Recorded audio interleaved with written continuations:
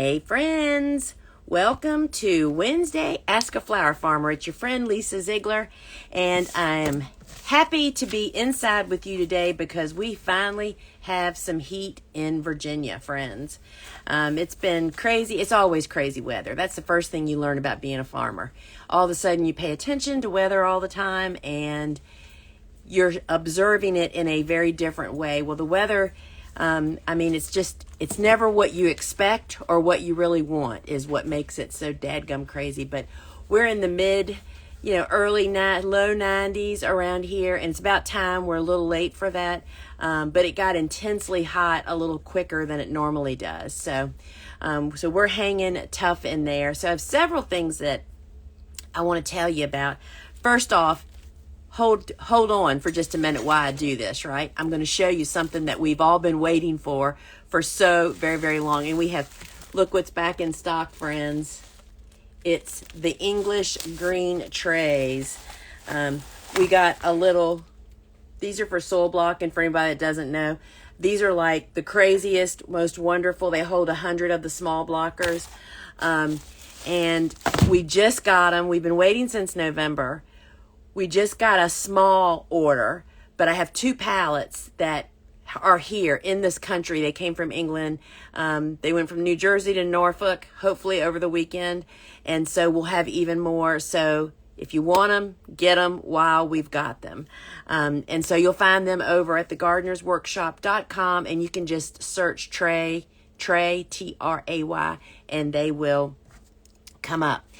And so there's a lot of talk and hubba bubba going on about straw flowers right now, because I expect that, like a lot of people's flowers are starting to bloom just as mine have. I actually cut the first straw flowers of the season this morning because my intention is, I don't know if you know about our new shopping show that it has been on Thursdays, but starting this week, it's going to be on Fridays at noon.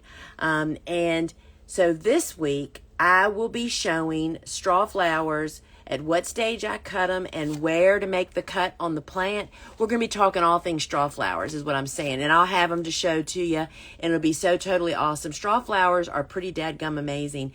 And Bobo is back at the farm, literally starting all over again. We'll do one more succession 4 weeks from now. Straw flowers are one that'll take the heat. And even if they were half the hype that they are right now, they are still a significant cut flower for us, particularly if you're making bouquets. So I'll be talking all about that Friday at the Gardener's Workshop live shopping show. And how do you watch it? Friends, we have our own phone app now. You can go to your phone app store, whether it's a Droid or an iPhone, and just search Gardener's Workshop Live, and it'll come up, download.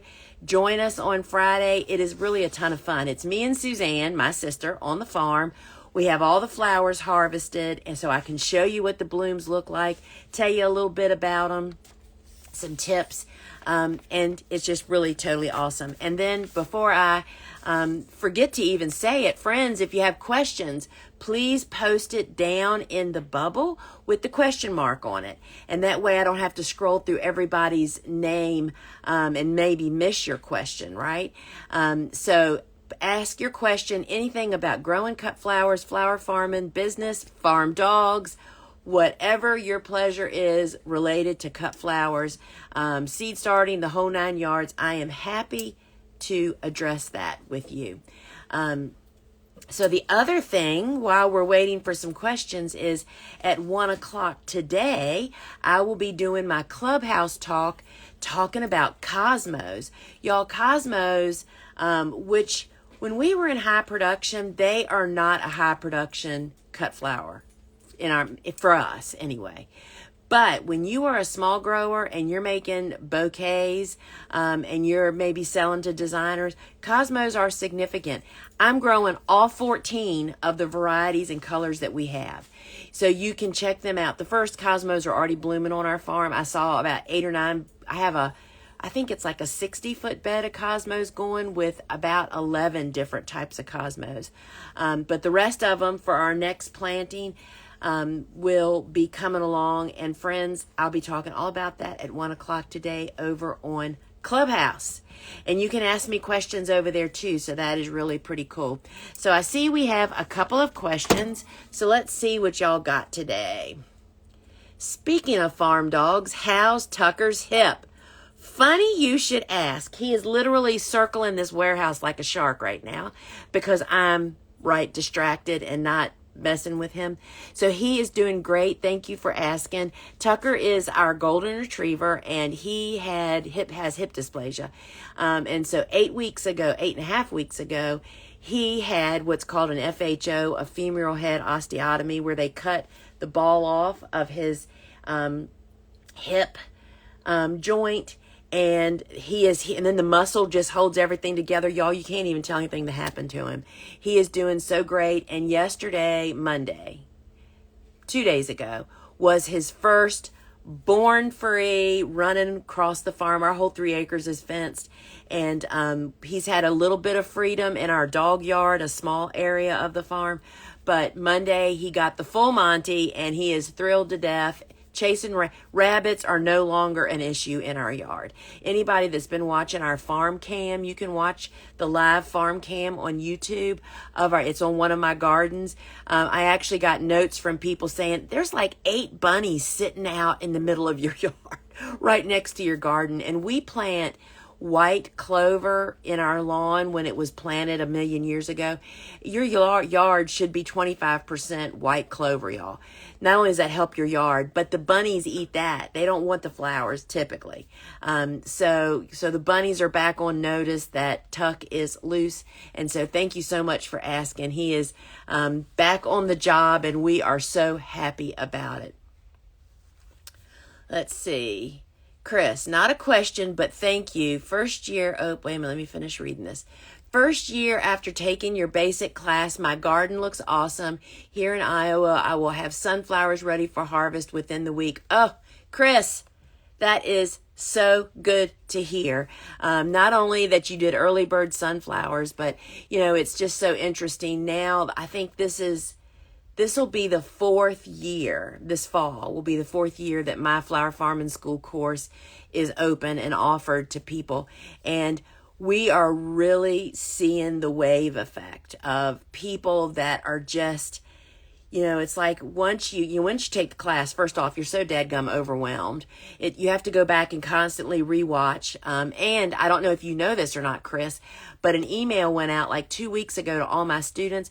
We have now, because my course has grown into a monster of so many more videos, we add bonuses and stuff. We actually had the entire course, which is like 25 hours or something now total. Time stamped, meaning there is an outline where it's clickable that you can go in and look for what you're looking for and see what time it starts, so you don't have to sit down and watch stuff. So we feel like we're just getting better and better and better. And friends, I would invite you to consider taking flower farming school. Registration, we have 3 flower farming schools. My course, the basics, which opens in October. Dave Dowling's course, which is bulbs, perennials, woodies, and more. Registration opens in 2 weeks, June 9th through the 13th. Why in the middle of the season, friends? Because that way you're in school from July and August during the time that you need to be ordering and figuring out your bulbs, perennials, and woodies. Number 1 request of his past students was to move it to this timeline. So I highly recommend those 2 courses. Then, of course, Steve and Gretel's greenhouse hoops and greenhouses, which is in the fall that runs in January. Get on the list, friends. It'll revolutionize your business. And thank you, Chris, for sharing your experience. I've heard Plain City Flower Farm. Let's see what this is. I've heard not to put cosmos in bouquets since they dirty the water and shorten the vase life. I don't necessarily agree with that, I would say. So there are flowers which are a member of the Dirty Dozen. Hey, Rhonda, look on the CVBN product page and see if cosmos are listed as in the Dirty Dozen. I don't remember them being there. So what you're speaking of is some flowers are a member of what I personally call the Dirty Dozen, and there's really more than a dozen. And those are flowers that dump junk into the water when their stems, from their stem ends. I mean, zinnias are classic. Zinnias, if you see how the water gets cloudy really quick, that's what that's all about. And the CVBN tablets help that.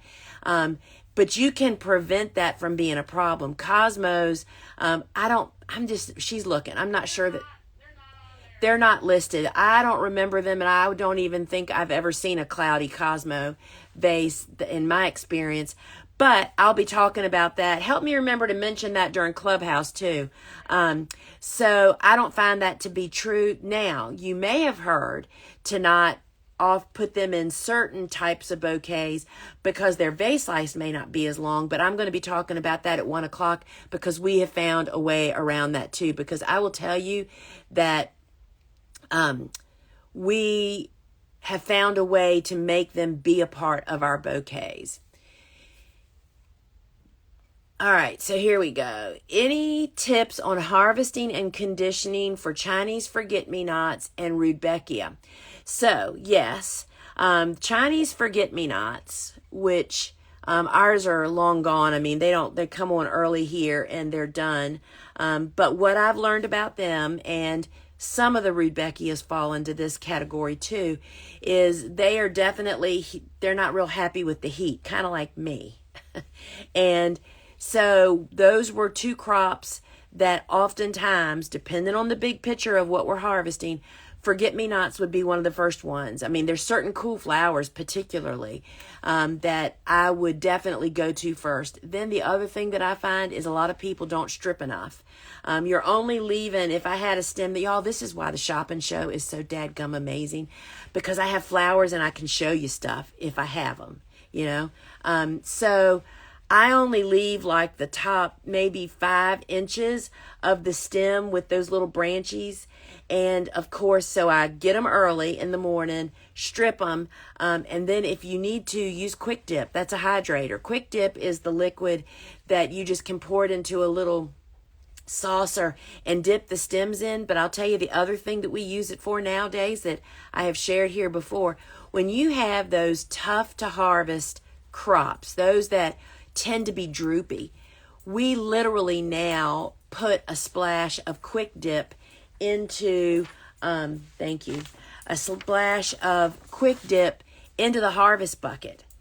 And when I say a splash, it's like probably 2 tablespoons. That has not. We still put a CVBN tablet. One has nothing to do with the other. The CVBN kills the bacteria. The hydrator helps them to drink up. And so if you can't fix your droopiness by harvesting early and stripping, then that would be my next step. Rudbeckias. The Rudbeckia that I have trouble with, maybe the same for you, is the Indian Summer, and that's the big bloom. I don't actually grow that as much as I used to because of this problem. I found that Goldilocks, Prairie Sun, and some of the other, I'm just thinking, we grow them all. Some of the smaller blooms are not quite as needy as the bigger ones are, and you have to wait until they get hardened off. And that's why I like Prairie Sun and Goldilocks. I can cut them sooner. You know, I'm always trying to push the envelope, right? And last week I had some Goldilocks on the shopping show. I mean, the shopping show is all about me being able to show you all live what's blooming on the farm and telling you this kind of stuff. So we are just going into Rudbeckia land, but the hydrator Quick Dip will also work on Rudbeckias. That is one of the ones. Farmhouse cage. Hey, Rhonda, will you go in on the Instagram live and type in Gardener's Workshop Live Shop and tell them that's what they search for on their phone app? So that's what you search for. And if you go in, it's Gardener's Workshop Live Shop. And that should get you there. So Rhonda's going to type it in for you. So it'll be there. And I will tell you, you can also watch it on Facebook. However, with Facebook, you have to answer a bunch of questions to give Facebook the permission to communicate. They're like the third party app. They're the third party. So it's just easier to get the phone app and go straight to it and the whole shopping experience. And I always have a little special something that is available during the lives and then for like till the next morning, as well as new products that we're introducing or we make up, like seed collections, hint, hint, we only offer over on the Shop and Show app.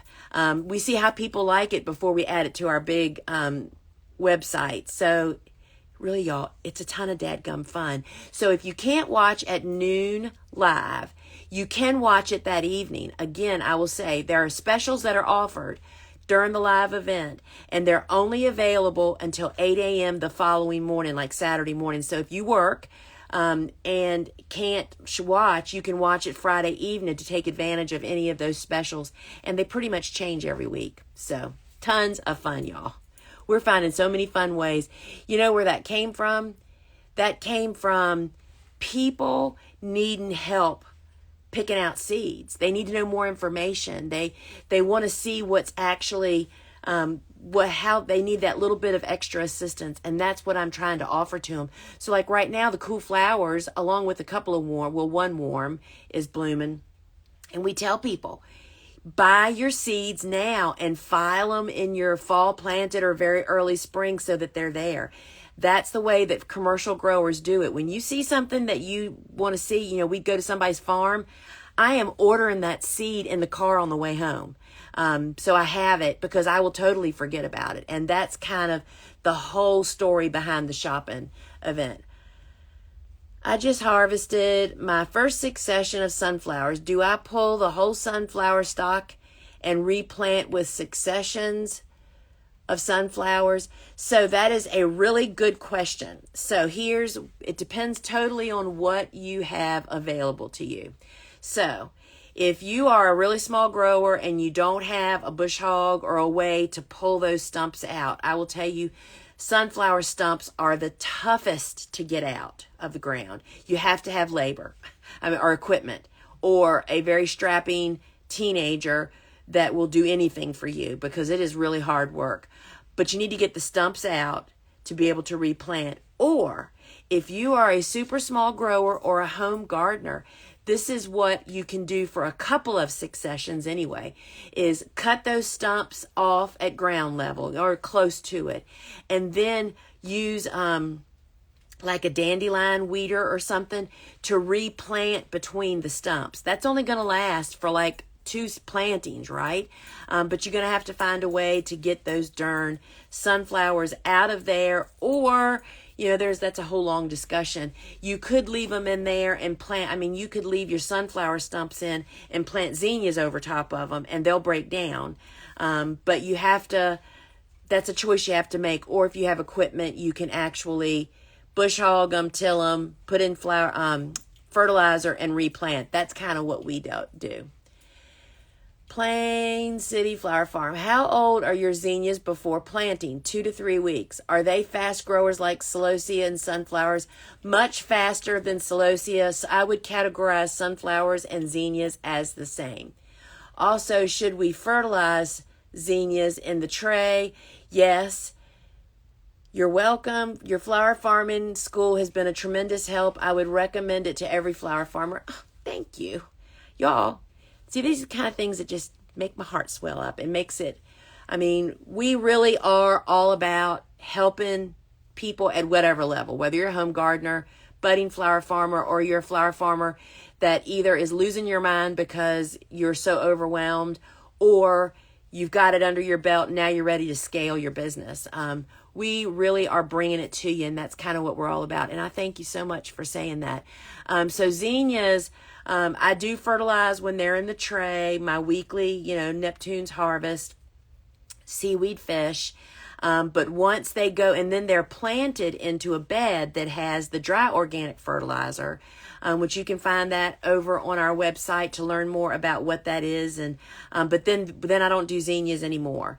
Celosia would love to have another dose of Neptune's fish once a month or even more often. We don't always get to it. But yeah, so that's the story on zinnias. So I would put sunflowers and zinnias in the same boat, 2 to 3 weeks old. And I will tell you that I just dumped a tray of 240 zinnias this morning because they were like 5 weeks old. We kind of got out of sync We planted a bunch. There wasn't room for these, but there really wasn't enough zinnias to plant somewhere else. So the tray's just been sitting there. They're lime green. And, I was thinking, all right, we'll just hold on to them. Well, it just proved positive that I was so much smarter to have composted them 2 weeks ago, because Bobo today is starting our third round of zinnias, actually. So, yeah. 2 to 3 weeks max. So they were already getting spotty, getting ugly. So Blooming Meadows Flower Farm, do you pinch your Rudbeckia plants? I do not. Rudbeckia grows from a bunch of little flat leaves, and then the stems shoot up. And no, I just have never done it. And I will tell you, friends, that when you get bigger growing, when you get a lot more volume, there are just certain things you just aren't able to attend to, and pinching is one of those. So when we pinch, we most often pinch in the tray, and Rudbeckias obviously don't have anything to pinch at that point in time, so that's why I just really haven't experimented with that. And you already get so many dadgum stems from Rudbeckia, I can't imagine what it would be like trying to keep up with a pinched plant. Sweet Bees flowers. I'm growing the basils for filler, but epically failed at starting, I think you're saying bachelor buttons and bells. What else would you recommend to grow for filler now for the warm season? Also, the shopping show and app are awesome, and the English trays are worth it. So very totally true. Now, let me tell you something. These trays, friends, that she's talking about, if you're a small grower, which, we've downsized to become a small grower for what we do now, these are like the perfect size. Bobo just called me like at 10 o'clock and said, we're out of green trays. And I knew that Rhonda wasn't going to allow me to take any of these that we have left here in stock from our little order that just came. But I have 2 pallets that are in the state of Virginia, y'all, making their way. I can't wait to grab like 30 more of these. They just really make it super easy and simple. So thank you for saying that. Bupleurum, not bulletin. So, well, first off, Bupleurum and bells would be kind of petering out here soon. They don't go very far in. So we really do rely on basils as our filler all summer long. And I'm just thinking, what else?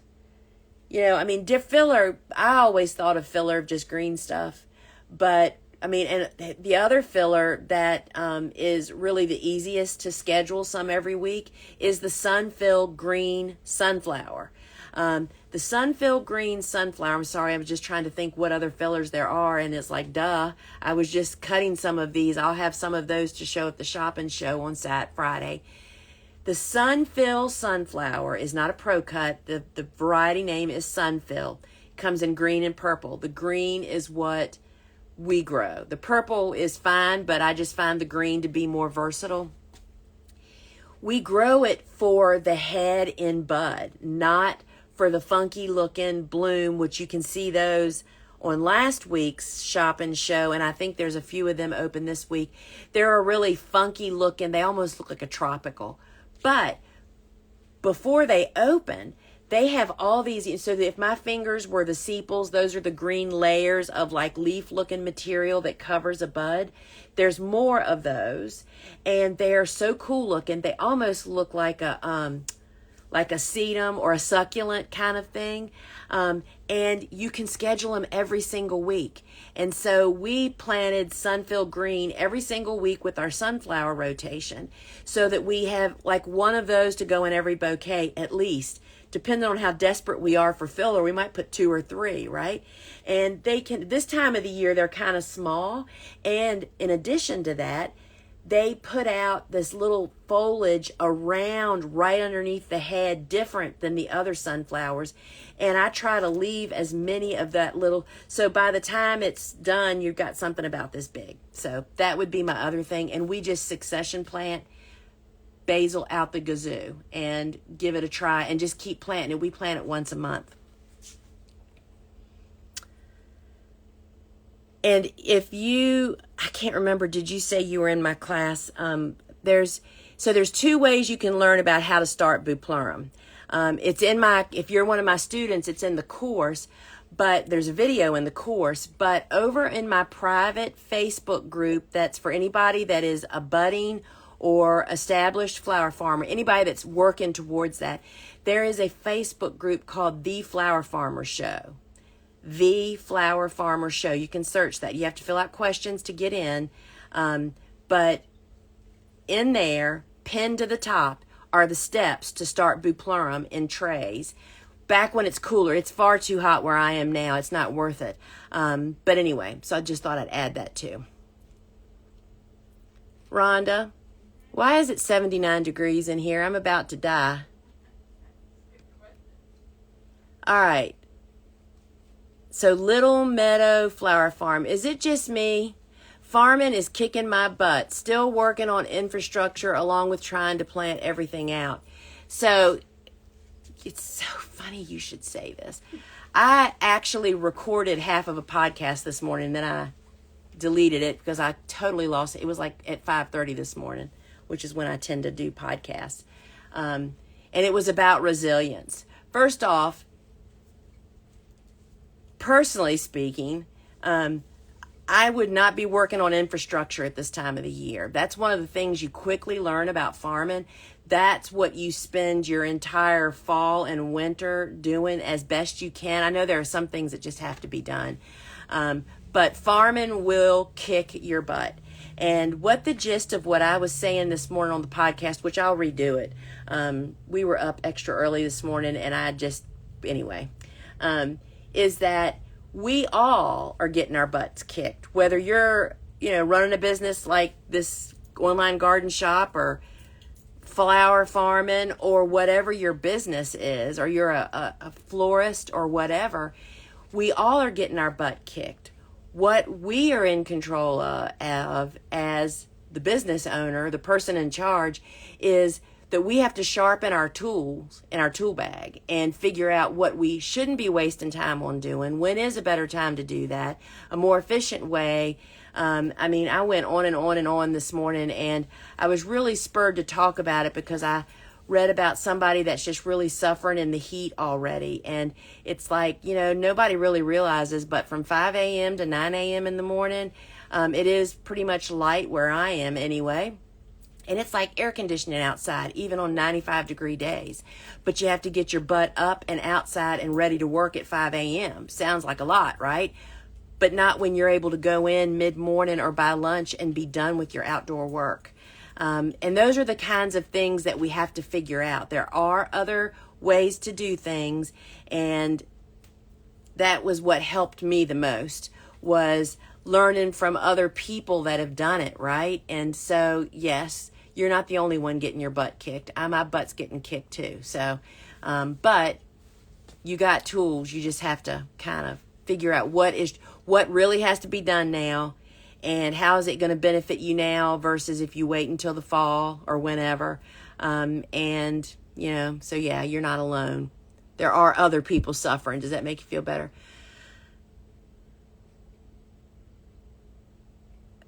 Virginia, I was wondering if ranunculus are considered part of the Dirty Dozen. Couldn't find any information.